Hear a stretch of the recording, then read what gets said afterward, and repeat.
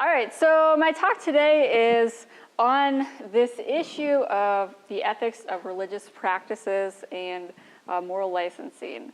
So it starts with this objection that maybe you guys have heard. The idea isn't that belief in God is based on something that's not true. The objection isn't that God doesn't exist, but that being religious can make you a jerk. And so that's supposed to be kind of a knock on not just Christianity, but religion in general. So this comes from Dan Dennett. He says, one of the truly nauseating side effects of the common confusion of moral goodness with spirituality is that it permits untold numbers of people to slack off on the sacrifice and good works and hide behind their unutterably sacred and impenetrable mask of piety and moral depth. It's not just the hypocrites, though there are always plenty of them around. There are many people who quite innocently and sincerely believe that if they are earnest in attending to their own personal spiritual needs, this amounts to living a morally good life. So it might seem that we have some easy responses to Dennett. So the first is just, yeah, some people might have this belief, some religious people might have this belief, but the belief is inconsistent with Christianity, right? So, part of the concept of spiritual well-being is loving others. But the problem is that we don't just care about whether Christianity is compatible with morality. We also care about how we actually act as Christians, right? So even though this is true, this isn't quite enough to really respond to the worry here. So another sort of easy response is, yeah, that might be true. Maybe some people believe that. Maybe it's, the belief is incompatible with Christianity. But it's not a problem for me because I don't believe that. Right? So others might believe that by attending to their own spiritual needs, that's sufficient for living a morally good life. But I don't have that problem because I don't believe that. But there's actually a more serious worry here, and that's unconscious influences. Right? So even for those of us who don't consciously or explicitly endorse this belief, right, we might implicitly act on it because we're influenced by unconscious or subconscious factors. So it's actually a well-known phenomenon in psychology known as moral licensing. So the idea is that we do something good, and this can actually lead us to be more likely to subsequently do something bad. Right, so sometimes when we do something good, it makes us more likely to do something good again. So that's known as consistency effects. But it can sometimes lead us to be more likely to do something bad, so known as moral licensing. So we also experience licensing in lots of different cases outside of the moral domain, right? So maybe you guys have experienced this. I know I have. So you exercise in the afternoon. You're all proud of yourself. And then you reward yourself with chocolate cake for dessert after dinner, right? So you do something good, and then that actually makes you more likely to later do something bad, in the sense that it leads you to be more likely to do something that's actually inconsistent with your goals. So here's just sort of the game plan for the talk. So first, I want to discuss the psychology of moral licensing and why religious practices might lead to moral licensing. And then in sections 2 and 3, I'll discuss the ethics of moral licensing, and then in section 4, I'll look at some practical recommendations for avoiding it. So first, why might religious practices lead to moral licensing? So first, let's look at a couple of theories behind the general phenomenon of moral licensing. Right, so one theory is known as the moral credit model. So on this model, we think of morality as being kind of like a scale that we have to balance, or like a bank account. And when we do something good, we sort of earn a credit in our moral bank account, right? So doing something good, it boosts our global sense of self-worth, gives us a credit in our account that we can later withdraw from, right? So if we care about, being good enough, then we just need to keep our account balanced. So we can do something bad as long as we did something good to be able to balance that out. So another theory is the moral credentials model. So on this model, our initial good behavior serves as a lens through which subsequent morally ambiguous behavior is interpreted positively to allow for licensing. So this is especially likely in cases where it's a little bit fuzzy, what the right action is. We're more likely to appeal to this moral credentials, or to sort of act according to the moral credentials model. So here, our initial good behavior leads us to believe that we have good motives, that we're good people, we have good motives. So we view our subsequent actions through this, this sort of background belief, right? So in one study, subjects who scored high on the modern racism scale were allowed to build up their non-racist credentials by showing support for Obama. And they were then more likely to subsequently allocate more funds to an organization serving a primarily white community than to an organization serving a primarily black community, than subjects who were in the control condition who were given an opportunity to show support for Kerry, right? So Kerry, also a Democrat, holds similar values, but showing support for Kerry doesn't really give subjects an opportunity to show both to others and to themselves that they're not a racist, right? So in one case, it builds your non-racist moral credentials, showing support. In another case, it doesn't build your credentials. So this actually affected people's behavior on a subsequent task. So when they were able to show support for Obama, they likely interpreted their subsequent behavior as non-racist because they thought, hey, I'm not a racist. Look, I just showed support for Obama, right? So on this model, it's not that we think that we're entitled or that we deserve to slack off. It's not that we think, oh, I just worked out, I deserve this piece of chocolate cake. It's that we don't even see ourselves as sort of slacking off, right? We don't like to feel less than virtuous, but if we have previous evidence of our virtue, then this can be a source of licensing less than virtuous behavior in the future, right? So it's likely that, that we actually sort of follow both of these models depending on the type of situation. Right, so we're actually pretty clever at coming up with ways to build our moral credentials.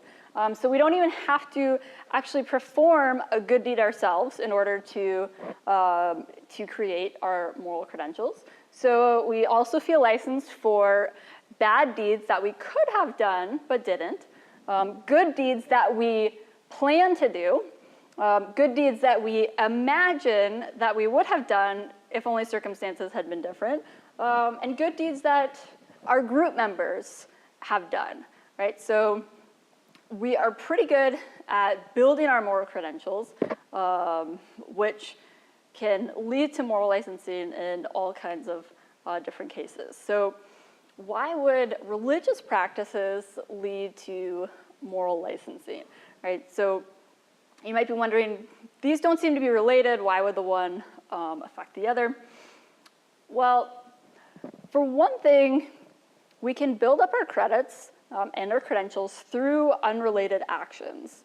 So In a study by Mazar and Zhang, researchers found that virtuous shopping can actually lead to immoral behavior. So in this study, they had subjects virtually shop in a store that the researchers had created.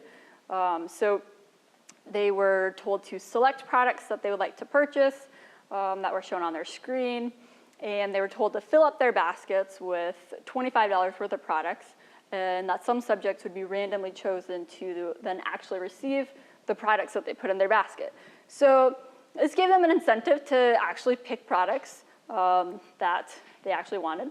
So they were randomly assigned to one of two groups. In one group, the store carried mostly green products, while in the other group, the store carried mostly conventional products. So same type, same number of products, just a difference between whether most of them were green or most of them were conventional. So you have things like a conventional light bulb versus an energy efficient light bulb. So they found that subjects who had selected products from the green store were more likely to both cheat and steal on a subsequent unrelated visual task, right? So these things seem to be pretty unrelated, right? They're buying green products versus conventional products, and then cheating and stealing, but they actually influenced each other. And it wasn't just, oh, those green people, they're just liars and cheaters, because remember, they were put into these groups randomly. So we can't just base this on anything like individual differences. It seems to be that their actual virtual shopping experience itself seemed to affect their subsequent moral behavior. So another reason why our religious practices might affect our moral licensing is that people often connect morality with spirituality, right? So for Christians, both are core aspects of the individual. So we often use the same words to describe both. So we talk about spiritual failings and moral failings. Both get labels of things like sinful, more important for moral licensing when you do something positive for your spiritual growth. So when you pray, when you read your Bible, you tend to think of yourself as being a good person, being virtuous, being holy. And similarly, we use these same sorts of words when we do good moral deeds, right? So they can sometimes be sort of put into the same sort of category, right? So if we think in these broad terms, where the domains of spirituality and morality sort of overlap, then when we give ourselves credit for our religious practices, this might go in the same bank account as our moral actions. Similarly, if we engage in religious practices, that might make us think, even unconsciously, that we're good people, that we're virtuous, which can lead to a credentialing effect that influences how we interpret subsequent moral situations, right? If you think of yourself as a good person, you think, I wouldn't intentionally do anything wrong, and if I think I should do this in this situation, then it must be the case that that's not wrong, because I'm a good person, right? So there's not a lot of work, empirical work, that looks at this connection between religious practices and moral licensing, but we do have some indications that religious practices might lead to licensing. So one comes from an economist, actually, who found evidence that religious giving and religious attendance are substitutes, right? So when tax subsidies for charity, for charitable giving goes up, people donate more money to religious institutions, which is not surprising. But what is surprising is that when people donate more money to religious organizations, religious participation actually goes down. So it seems that people are sort of making a substitution, that since I did this, I don't need to do this, whether consciously or unconsciously, which, even though it doesn't show a causal arrow, right, that this causes them, that donating money to church causes them to think this way, it does fit with this sort of credits model of licensing. So it suggests that people might be putting these in the same sort of bank account. So one issue with Gruber's study is that the charitable giving was for religious communities, right? So you might think, well, maybe people are not interpreting this as a moral action, but just as a religious action, right? Since you're giving the money to church. So a study by Harris and colleagues alleviates this worry because they look at the effect of a religious practice. So in this case, it was confession at a Catholic church on non-religious donations. So here it was the March of Dimes. So they found that participants were significantly less likely to donate money after going to confession at church than before, right? So the researchers were outside the church, and they got some subjects when they were on their way into confession, and other subjects when they were on their way out of confession, and found a significant difference between whether they donated money to the March of Dimes. So this seems to suggest a sort of licensing effect. Similarly, Kay and colleagues found that religious participation so this was subjects in Turkey, and they found that religious participants contributed significantly less to a public good during Ramadan, the holy month for Muslims, than after Ramadan. So again, it seems to be evidence of some type of substitution effect or moral licensing. All right, so suppose that the argument in the last section is accurate. Suppose that engaging in religious practices can lead to moral licensing. Does this present a significant moral problem for religious practices? So in order to address this question, we first need to examine why moral licensing in general seems problematic. So I want to argue that it's troubling not just because people fail to perform whatever the morally ideal action is in the case, though that's also a problem. There are a couple of problems that are particular to moral licensing. So one is that our moral behavior is being influenced by something that seems to be morally irrelevant. And the second is that we might rationalize our behavior. Right, so let's look at the first part of that first. So are our previous actions relevant to what we should do now? So it seems pretty clear that our previous moral actions are irrelevant, at least for our perfect duties, right? So what Kant referred to as our perfect duties are just those that we should always adhere to, right? So things like, not lying, not cheating. These aren't things that we have a whole lot of leeway for. So we can't say, oh, I just donated money, so now I'm entitled to steal money from the experimenter. So at least when it comes to perfect duties, our previous actions are probably irrelevant. But they might be relevant for imperfect duties. At least a case can be made for how we might think of them as being relevant in our moral decision making. Right? So imperfect duties are things that we should sometimes do, but that we don't have to do at all times. So things like contributing resources to the less fortunate. Right? This is something we have a duty to do sometimes, but we don't have a duty to donate every time somebody asks us for money. So we have more leeway in terms of how we go about trying to fulfill this duty. So we'd be failing morally if we never contributed resources to the poor.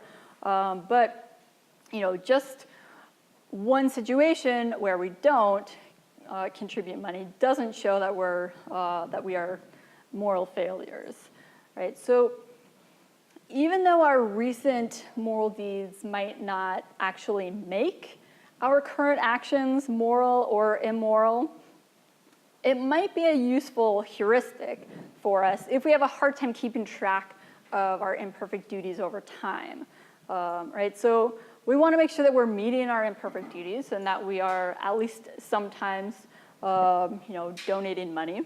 And so maybe thinking about what we just did and whether we just donated money, maybe that helps us sort of keep track over time. I'm going to leave this open because I think there's actually a bigger problem for religious practices. And that is that even if our recent moral deeds might sometimes be relevant for our moral decision making, it's really hard to see how our non-moral deeds would be relevant for our moral behavior. Right?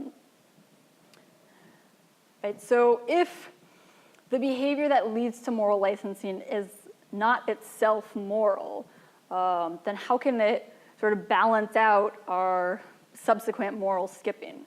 Right? It doesn't seem like there's anything to go on the scale on the other side. All right, so if this is a moral worry here, then what obligations do we have to avoid this? So on one extreme, some people might call for us to give up our religious practices if they lead to moral licensing. Right? So I argue that we don't have a duty to just completely give up our religious practices. For one thing, we don't have a duty to sacrifice everything for the sake of moral virtue. Right? So morality is just one of the things that we care about. But it's not the only thing of value or the only thing that's worth pursuing. Right? So whether it's permissible to engage in religious practices at the possible expense of our moral behavior, I think is a little bit contentious because it kind of depends on how valuable we think religious practices are. So to a religious person, it might seem obvious that it's permissible to engage in religious practices even at the possible expense of our moral behavior. But to a non-religious person, it might seem equally obvious that it's not permissible, and that if it leads you to be more likely to act immorally, then that's something that you shouldn't do.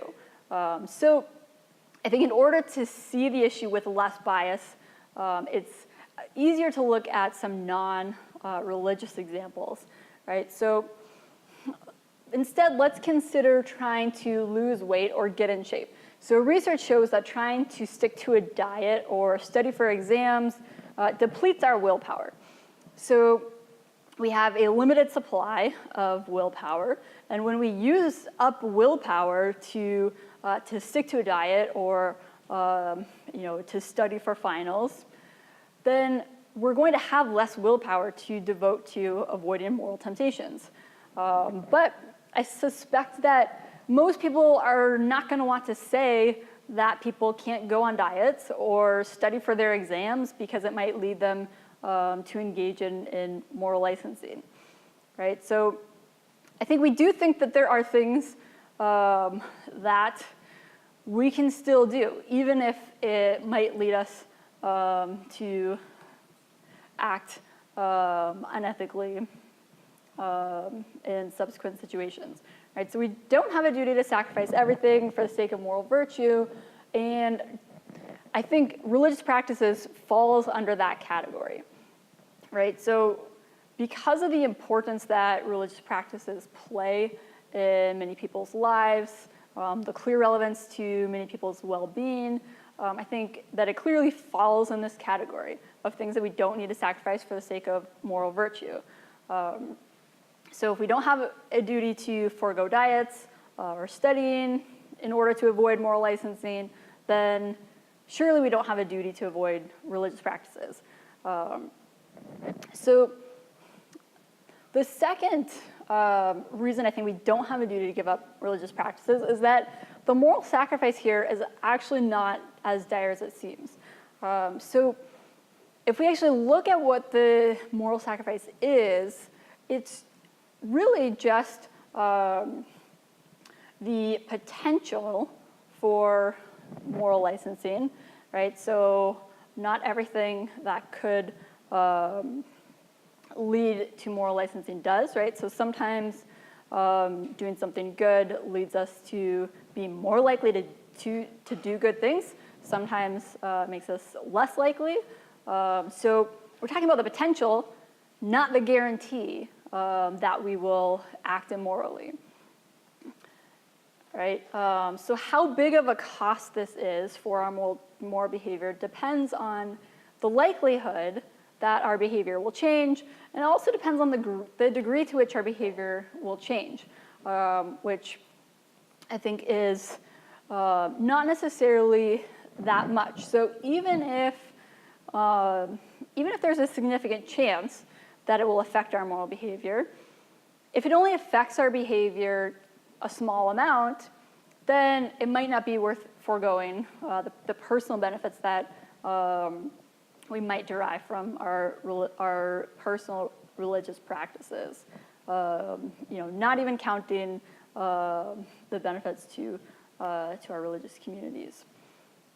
Right, so even though we don't have a duty to give up something that's as important as religious practices in order to avoid moral licensing, that doesn't absolve us from all obligations. So I argue that we do have a duty to try to avoid moral licensing to the extent that we can, right? So we don't have a duty to give up our religious practices, but if our religious practices might lead to moral licensing, that still is a bad thing. So it's not that we are given sort of a free pass because, hey, look how important religious practices are, therefore we can kind of do whatever we want.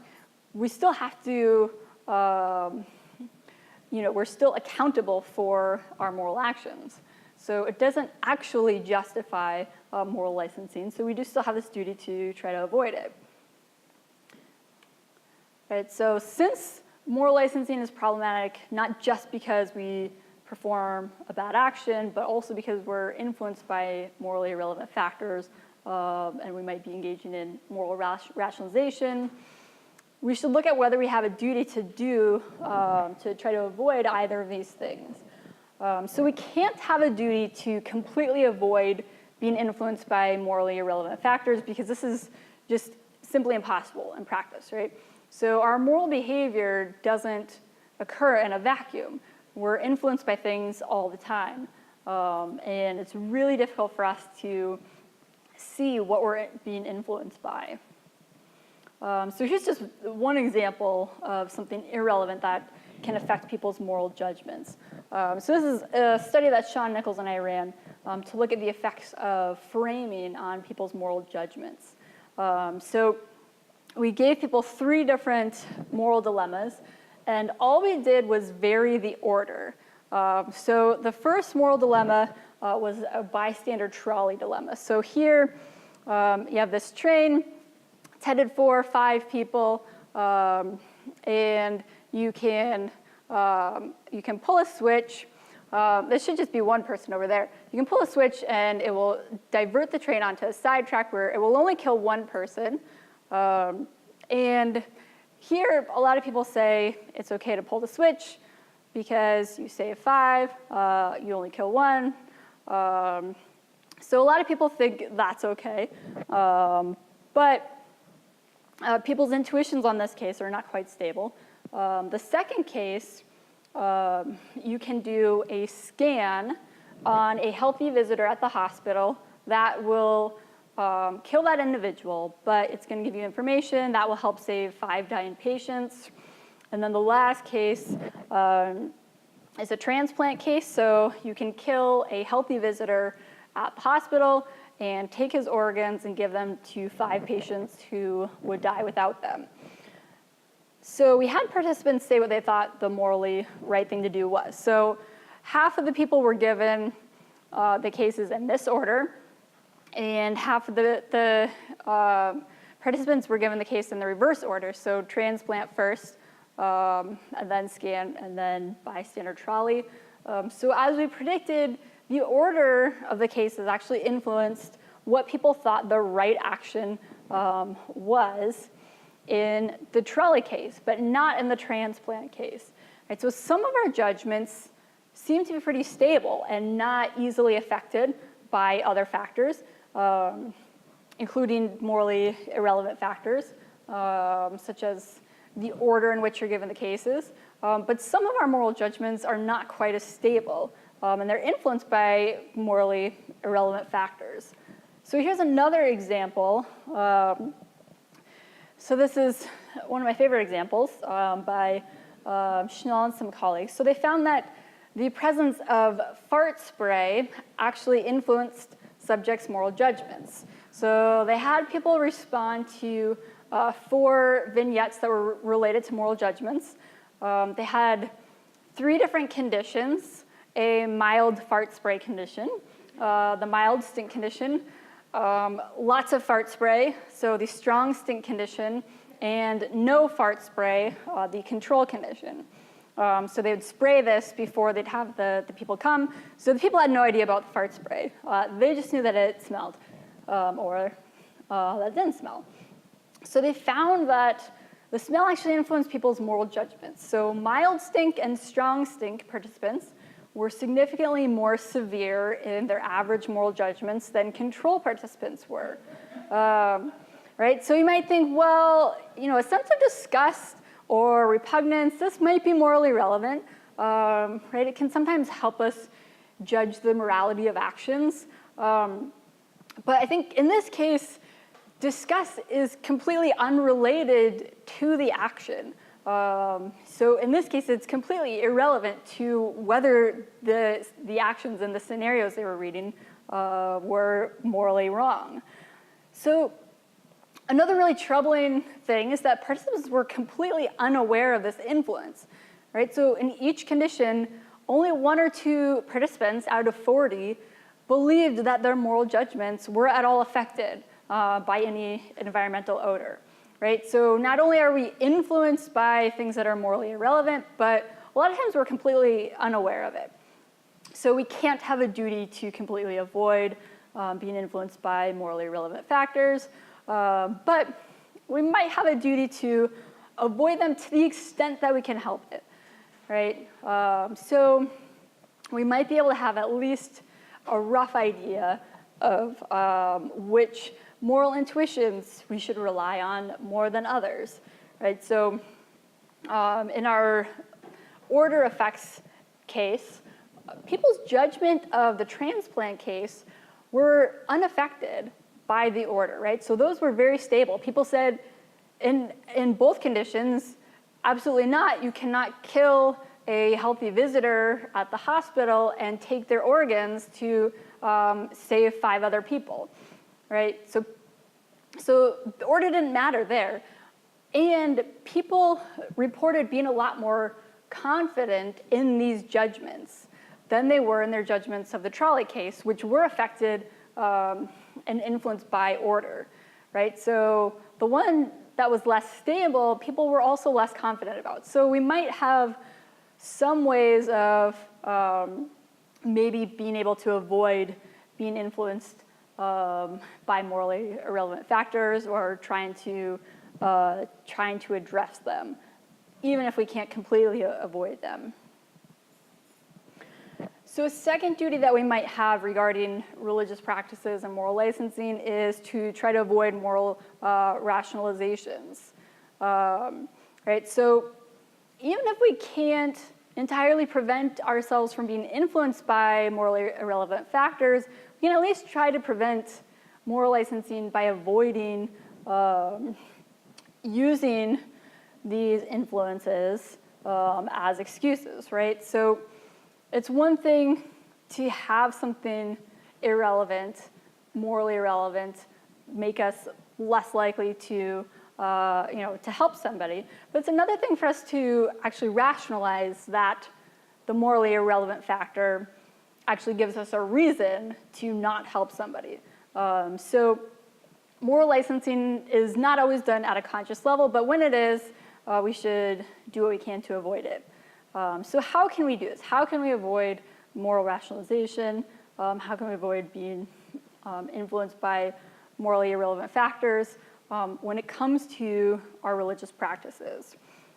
So one thing that can help our religious practices to not lead to moral licensing is to not moralize them. So while it might be okay to think of morality as being closely tied to religion, we need to avoid thinking that our moral duties are satisfied by our religious practices, right? So that seems pretty obvious, but this really only addresses part of the problem, because the big problem is not the conscious belief, but the unconscious influences. So we should try to monitor directly for moral rationalization, but we can't rely solely on that. So we can't just, monitor our thinking for the belief, well, I did this morally good thing, so now I deserve to do this morally bad thing, because we probably won't find that belief as part of our thought process. It's probably more of an implicit belief or an unconscious bias. So it also probably won't work to ask ourselves in our moral decision making, might I be being influenced by my prior religious practices? Because it'd be really hard for us to know. So how would we be able to tell? Because it's, how would we be able to tell what we would have done otherwise? So we can try to monitor directly for moral rationalization, but that's probably not going to be sufficient. And it can actually even backfire in some cases. So too much moral reasoning can sometimes backfire and actually lead to more moral rationalization.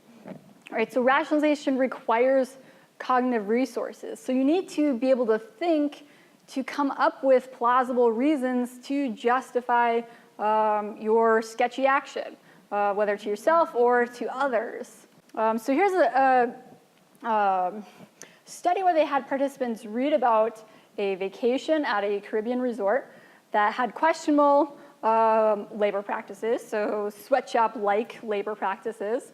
And the vacation was either for themselves or for their friends. Right, so we have self-interest in one case, not the other. So they had participants indicate their agreement with some commonly cited justifications for the use of sweatshop labor. So things like, without sweatshops, poor countries wouldn't be able to develop, things like that. So they had people say, how much they agreed with these justifications or rationalizations for sweatshop labors. They had one group engage in this task under cognitive load. So they told them to memorize a series of numbers that require them to use a lot of cognitive resources. So their cognitive resources are sort of being used up trying to memorize the series of numbers. So they have fewer cognitive resources to devote to rationalizing sweatshop labor. Right? So participants who were assigned to the no cognitive load condition were not asked to memorize numbers.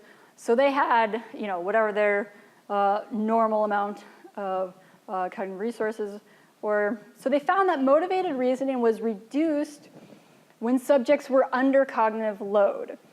Right? So if you look at, so this is mean economic justification. So this is how much they think sweatshop labor is justified, or the extent to which they agreed with the justifications for sweatshops. So when the vacation was for friends, there's no difference between the condition where they were under cognitive load versus not under cognitive load. But when it comes to the vacation for themselves, when they were under cognitive load, they were less likely to rationalize sweatshop labor, right? So this suggests that they were actually using cognitive resources in order to enhance their motivated reasoning regarding the sweatshop labor, right? So when they didn't have those cognitive resources, it was a lot harder for them to rationalize the sweatshop labor, right? So here, thinking more actually increased their moral rationalization, right? When it was in their self-interest to do so, right? When they were thinking about something for themselves, not for others. So similarly, Moore and Tenbrenzel have found that there's a non-linear relationship between cognitive complexity and moral judgment, especially for choices that pit our self-interest against the greater good, right? So it's non-linear in the sense that too little thinking leads to worse moral judgments. So we need to think a certain amount about the situation in order to be able to make a good moral judgment, right? So we need to be able to, think about the consequences and that sort of thing. If we don't think at all, we probably won't make very good moral judgments, which is what they found. But they also found that too much thinking led to worse moral judgments, right? So it seemed that people were making the best moral judgments when they were thinking just enough. So it's this kind of non-linear relationship. Instead of just going up and, the more thinking you do, the better moral decisions you make, it kind of goes up and then comes back down. So especially for certain kinds of situations. So cases where your self-interest is pitted against the greater good, and especially for cases that are a little bit fuzzy, because these are the cases where you really need your cognitive resources to be able to rationalize, right? So if you think enough, you can come up with some good justifications, for something like sweatshop labor, whereas you can do as much thinking as you want, and it's really hard to come up with good justifications for, killing the healthy patient and taking their organs at the hospital. So for cases where people, unanimously agree on what the right action is, you don't get as much of this effect. So that's one sort of important thing about moral rationalization, is that it does really depend on the kind of decision that you're making. So another thing that can help us avoid moral licensing is to not focus on the progress that we've made toward our goals, which might seem a little unintuitive, right? So it seems like we should think about our progress toward our goals, and that's how we can help reach our goals. But if we look at the licensing literature outside the moral domain, they find that when you focus on your progress, this can actually lead to more licensing behavior.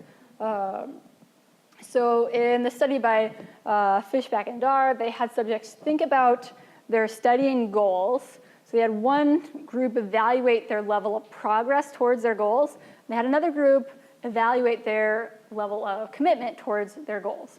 So when the subjects focused on their progress, they were more likely to engage in licensing and choose goal-inconsistent behavior. So things like going out with their friends instead of studying, than were the subjects who evaluated their goals in terms of their commitment to the goal. Right? So it's the same initial behavior, studying, and that same behavior can have different consequences for your future behavior depending on how it's framed.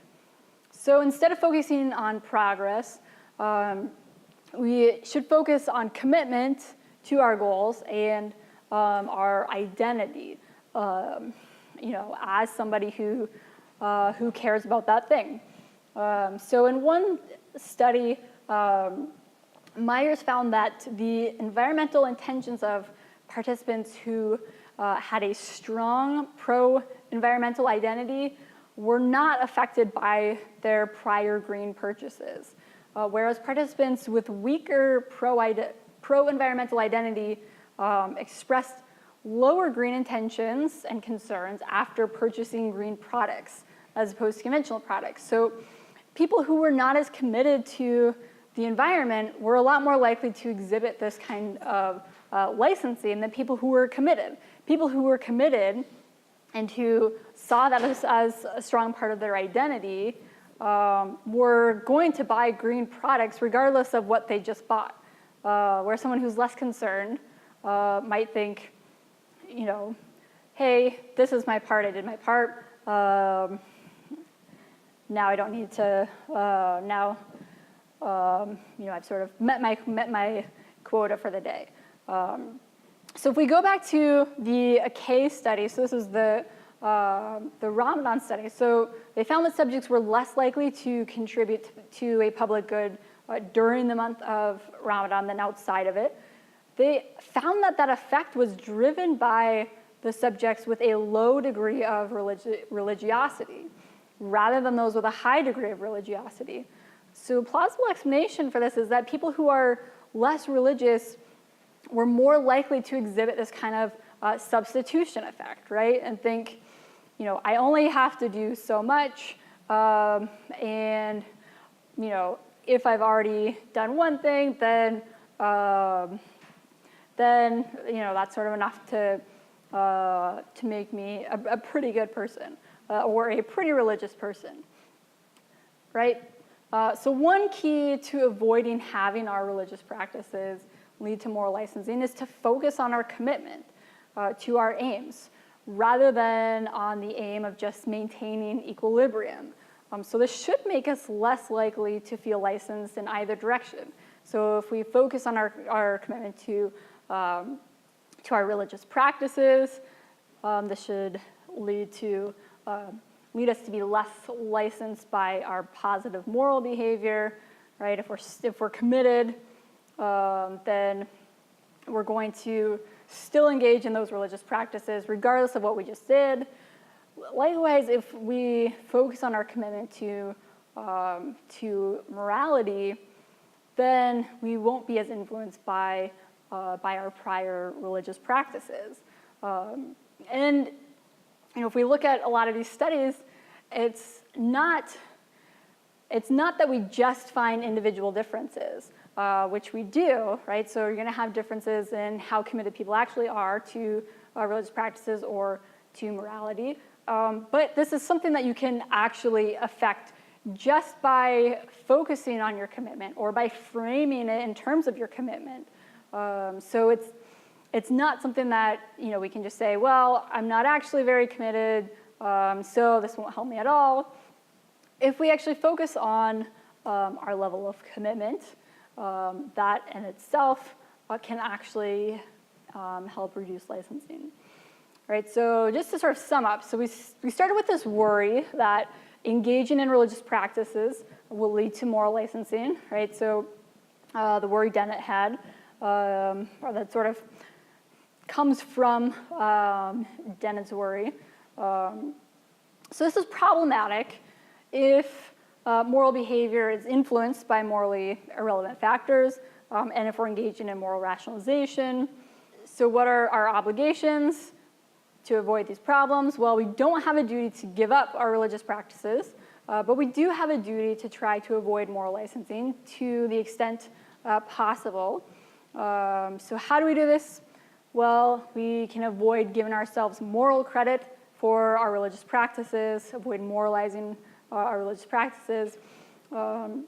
We should not rely solely on our moral reasoning, and we should focus on our commitment rather than our progress. All right, so that's it. So thank you.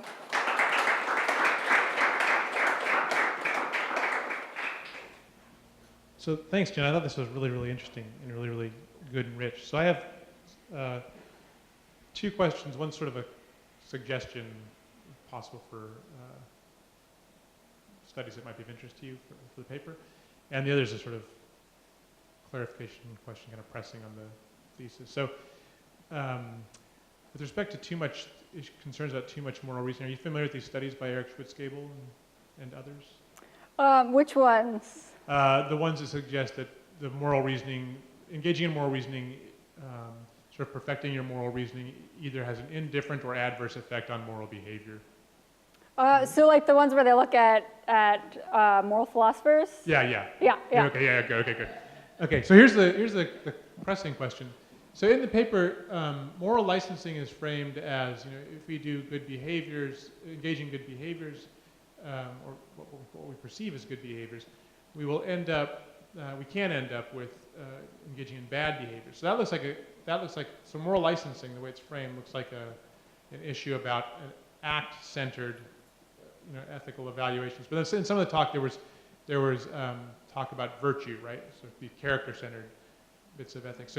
So I'm wondering if this seems problematic, and I wonder if this seems problematic to you, or if it looks like there's conflating, because it seems like I could engage in certain behaviors and then fail to engage in other good behaviors, or even engage in mildly bad behaviors. But still, all things considered, be a person of decent moral character, like maybe continent but not truly virtuous. So I'm wondering, I'm worried about this ambiguity. So. Yeah. Okay. Yeah. So that's a good question. So, I mean, part of it goes back to the perfect, imperfect duties thing, right? So some of the studies are looking at imperfect duties, and those don't really tell us whether people are actually doing something that's immoral, right? So, you fail to volunteer to help somebody or to donate money, right? Well, we can't tell whether that is an unethical action, just looking at it in isolation, or whether you are, a bad person or an immoral person, because you have leeway in how you carry those out. So I think that's definitely true. There are some studies, though, that look at, things that we think show that people are actually doing something immoral. So, they're actually cheating or stealing money from the experimenter, when they're in the moral licensing condition. So I think there are some studies that show that people are, pretty clearly doing something wrong. But then there's this question of, if we're going to evaluate our character or our overall behavior, how should we think about moral licensing? And that, I think, is actually something that's important to consider when we're looking at these questions of, whether we should give up religious practices, for instance. This sort of general question. Well, we can't just look at moral licensing and say, you engage in religious practices and then you do something bad, or you fail to do something good that you could have done. Therefore, you shouldn't engage in religious practices, because engaging in religious practices might lead to more ethical behavior overall, right? So it might deplete your willpower, for instance, temporarily, but when you regularly engage in religious practices, it actually builds up your willpower. So we think of it as something like a muscle, right? You work out, you deplete your muscles for a while, but then over time you actually build up your muscles. Similarly, you build up your willpower resources, which can help you avoid moral temptation. And so we have to look at the effect of religious practices on our overall behavior. And I think it's a really interesting and tricky question how we should think about sort of how it affects our individual actions versus how it affects our overall actions. Right, so if it makes us more likely to do something unethical, in our subsequent actions, how should we think about that? If it makes us more ethical overall, is it okay to sacrifice our short-term moral virtue for a more long-term moral virtue? I think probably yes. And so I think that's something important that people like, Dennett need to think about and that leads to a lot more difficult questions about whether religious practices actually do help make people more ethical, because there are a lot of different studies showing that it makes people more ethical, makes people less ethical, that it depends on whether you are strongly religious versus not strongly religious. And it also is really hard to tease out a lot of the other effects of religion on morality, right? So religious practices, like that's just a subset of our religious life. We also have things like our religious community, and that's going to affect our moral behavior too. So yes, I think that matters, the effect on our overall character and our overall behavior. I think it's tricky to tell what that effect is, though, and how to balance short-term versus long-term interests. So, yeah. I have a question a little bit more about the value of religion itself. So I was thinking of Dennett's problem is maybe dividing into two parts. So there's the part about if you're doing this personally developing thing, then that can lead to moral licensing. And I felt like you did a nice job addressing that and maybe diagnosing the limits of that problem. But it seemed like there's this other problem, which is, that's religion at its best. It's developing you. But probably Dennett's going to think religion's either neutral or bad. And insofar as it develops you, it's not because of the religion. Like you can eliminate the God part. It's because of like positive psychology or something that science can reveal. It has nothing to do with religion. And so the religion part of it is more like, it's more like a cancer. Like that, and at worst and at best is just neutral. So I would love to hear more about like how you would diagnose to the value of religion. What's its value?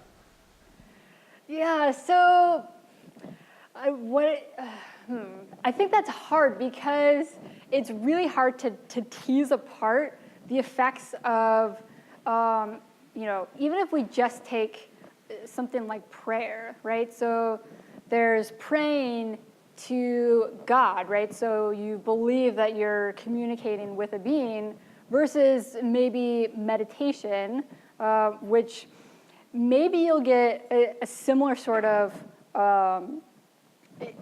at least you get similar positive effects when it comes to things like well-being and reducing anxiety and that sort of thing. Maybe you'd get similar effects with moral licensing, though maybe not, because I think people tend to moralize non-religious spiritual practices less than religious spiritual practices.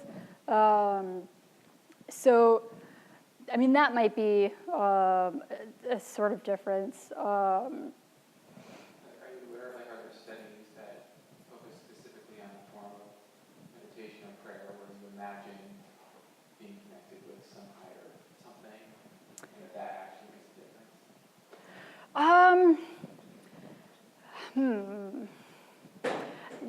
I'm not aware of any that look at the effect on your moral behavior. So I know there's a lot of stuff in the sort of well-being literature, but I don't know about moral behavior.